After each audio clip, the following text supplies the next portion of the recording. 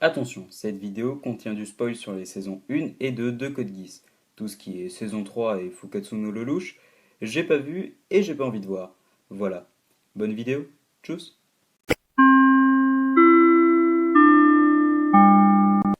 Bonjour à tous, je suis Monsieur Murasaki, votre professeur de sciences des mangas et des animés. Monsieur, et pourquoi vous avez été absent tout le mois de septembre? Ouais, et le mois d'octobre aussi. Ça, c'est parce que j'ai eu la bonne idée de rentrer de vacances en train. Ça fait même pas 30 minutes que je suis arrivé. Bon, sans plus tarder, on commence le premier cours. C'est parti.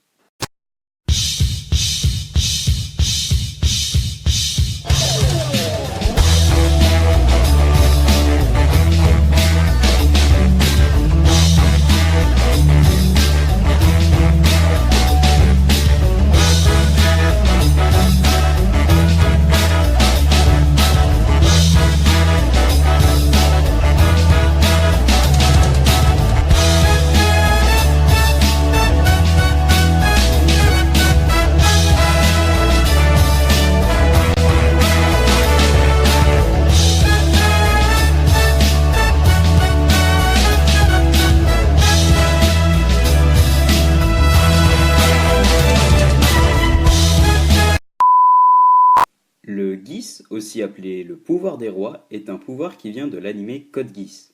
Logique. Ce pouvoir se caractérise par le signe des immortels sur la pupille d'un seul œil au début, puis sur les deux yeux. Voilà pour la définition du Geass. Eh dis donc, Jamy, et comment on fait pour obtenir le Geass? Eh bien c'est très simple, il faut un humain normal, et ensuite il faut un immortel. Monsieur, c'est quoi un immortel?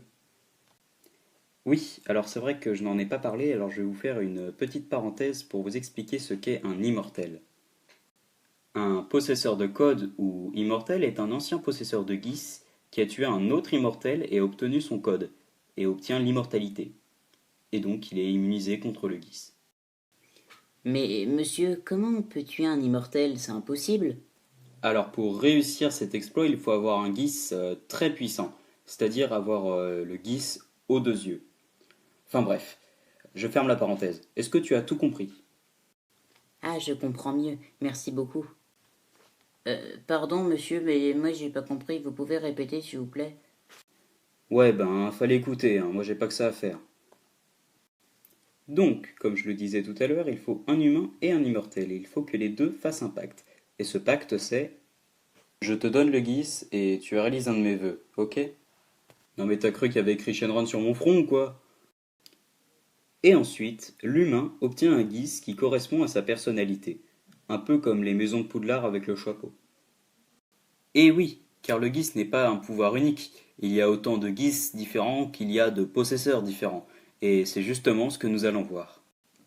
Le Geass le plus connu, c'est évidemment celui de Lelouch Lampe Rouge, qui est un Geass d'obéissance. Pour se faire obéir, Lelouch a juste besoin de regarder son interlocuteur et de lui donner un ordre. Ce dernier l'exécutera. L'inconvénient de ce Geass, c'est qu'il ne marche qu'une seule fois sur la même personne, donc avant de l'utiliser, faut bien choisir son ordre. Ensuite, il y a le Geass de Mao. Je déteste les personnages secondaires. Le Geass de Mao est un Geass de lecture dans les pensées, mais son pouvoir est tellement puissant qu'il ne peut pas vivre avec ça car il entend toutes les pensées des gens à des centaines de mètres à la ronde. Cette trop grande puissance, Lelouch l'a aussi vécu puisqu'il n'a pas réussi à contrôler son Geass et a sans le vouloir ordonné à Euphemia de tuer tous les Japonais. Le père de Lelouch, Charles V. Britannia, l'empereur de Britannia, a un Geass d'effacement de mémoire, et il peut aussi sceller les Geass, ce qui crée la situation de Lelouch dans la saison 2. Sa femme, Marianne V. Britannia, peut envoyer son esprit dans un autre corps avant de mourir, et s'est donc retrouvée dans le corps d'Anya, la Knight of Six. Dans les Knight of Round, il y a aussi le Knight of One, Bismarck, qui possède un Geass qui permet de voir l'avenir proche, ce qui est donc assez utile en combat. Ce n'est pas vraiment un Geass, mais Jeremiah Gottwald possède un pouvoir qui s'appelle l'annélateur de... Je peux annuler les Geass. Voilà, c'est ça. Rollo Lampe Rouge, mon personnage préféré de la série, possède un Geass qui peut arrêter le temps. Oh lolo, t'as touché le gros lot, Rollo. L'inconvénient de ce Geese, c'est que à chaque fois qu'il arrête le temps, le cœur de Rollo s'arrête de battre. Ce qui est peut-être une référence au time stop de Guldo, du commando spécial Ginyu. Pour finir en parlant de cœur, le dernier Geese dont je vais vous parler, c'est l'ancien de Sissi ou Sitou ou Pâté en croûte, tout ce que vous voulez, qui est un Geese qui permet de se faire aimer. J'ai envie de vous le dire à tous vous qui regardez, allez bien vous faire aimer.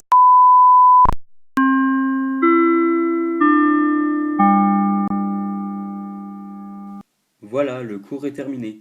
Je ne vous donne pas de devoir pour la prochaine fois.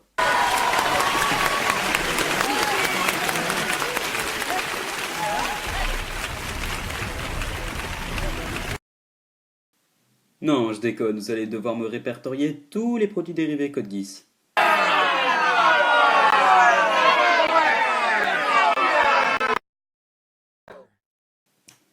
Ah, je déteste les enfants.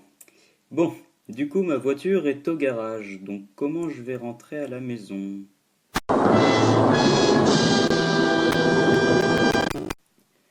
Et merde. Merci d'avoir regardé cette vidéo, tu peux liker, t'abonner et regarder les autres vidéos de la chaîne. Moi je te dis à la prochaine pour de nouvelles vidéos. Tchuss!